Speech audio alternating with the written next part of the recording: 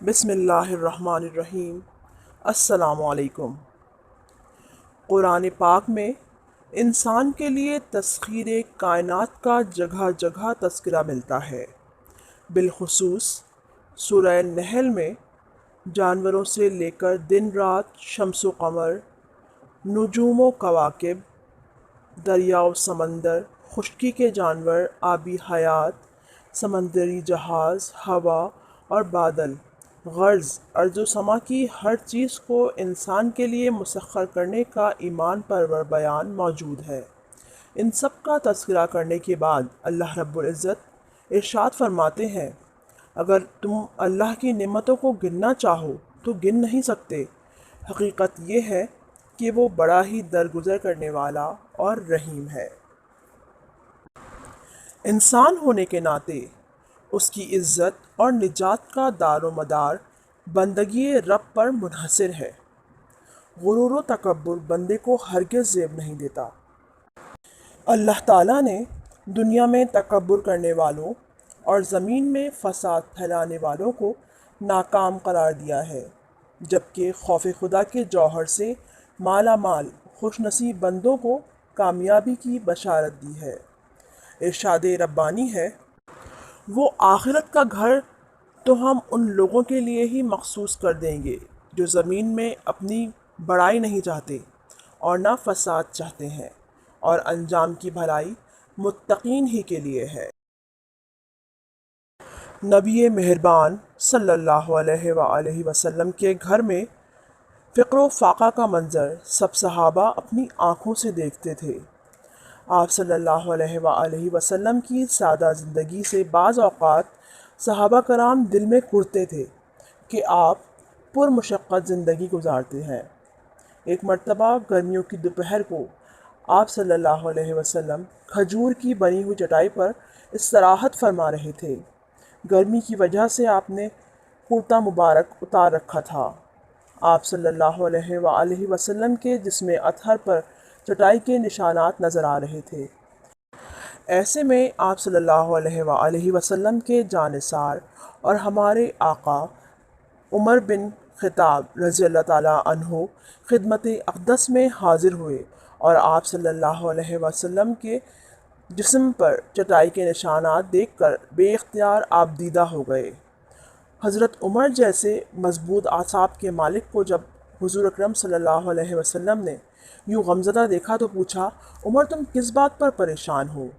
عرض کیا، اے اللہ کے رسول صلی اللہ علیہ وسلم، قیصر و کسریٰ عیاشی میں زندگی گزاریں اور آپ صلی اللہ علیہ وسلم یوں مشقت کا سامنا کریں، یہ چیز ہمارے لیے پریشان کن ہے۔ آپ صلی اللہ علیہ وسلم نے فرمایا، اے عمر، کیا تم اس چیز کو پسند نہیں کرتے کہ ان کے لیے فانی دنیا کی عیش و عشرت ہے اور ہمارے لیے دائمی زندگی کے لازوال انعامات ہیں؟ آپ صلی اللہ علیہ وسلم کی انہی عملی مثالوں اور تعلیمات کا اثر تھا کہ آپ صلی اللہ علیہ وسلم کے جانشین خلیفہ اول حضرت ابو بکر صدیق رضی اللہ تعالیٰ عنہ خلیفہ ہونے کے باوجود ایک بیوہ خاتون اور اس کی یتیم بچی کے لیے اس کی بکریوں کا دودھ نکالا کرتے تھے۔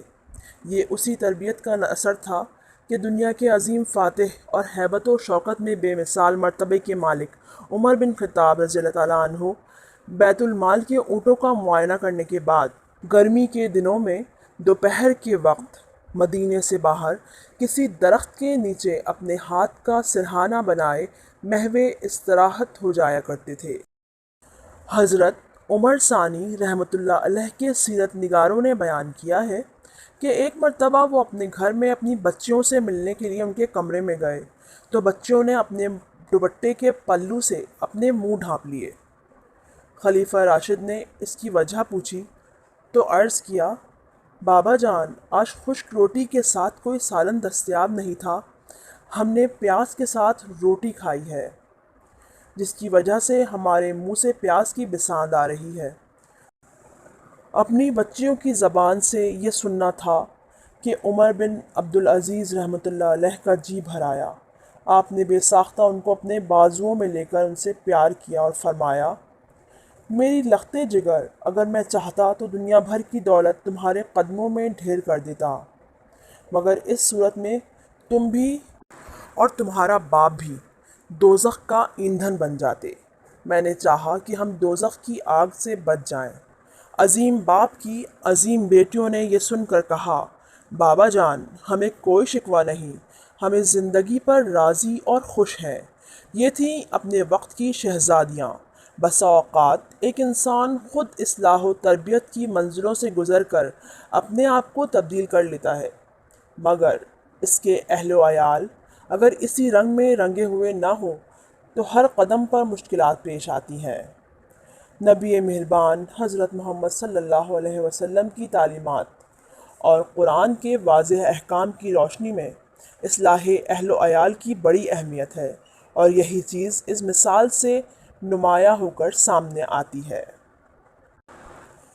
نبی اکرم صلی اللہ علیہ وآلہ وسلم نے حضرت عبداللہ بن عمر رضی اللہ تعالیٰ عنہ کے کندھے پر ہاتھ رکھ کر ان سے فرمایا۔ نبی اکرم صلی اللہ علیہ وسلم نے حضرت عبداللہ بن عمر رضی اللہ تعالیٰ عنہ کے کندھے پر ہاتھ رکھ کر ان سے فرمایا، دنیا میں یوں زندگی گزارو جیسے کوئی اجنبی مسافر اور منزل کا راہی گزارتا ہے، اور خود کو ہمیشہ اہل قبور میں شمار کرو۔ مسند احمد ترمذی شریف۔ حقیقت یہ ہے کہ ایک بندہ مومن اس عارضی زندگی کے بارے میں یہی تصور قائم کرے تو آخرت کی منزلیں آسان ہو جاتی ہیں۔ سادگی مسلمان کے لیے باعث عزت ہے، وجہ آر نہیں۔ مادی تعیشات کے پیچھے بھاگنے والے اور حلال و حرام کی تمیز سے بے پرواہ عناصر اس بات سے بالکل بے خبر ہیں کہ آنکھیں بند کرتے ہی یہ سب ٹھاٹ بھاٹ ختم ہو جائے گا، قبر کی تنہائیاں اور تاریکیاں ہوں گی، اور وہاں اگر کوئی روشنی ہوگی تو وہ تقویٰ اور پرہیزگاری، اطاعت الہی۔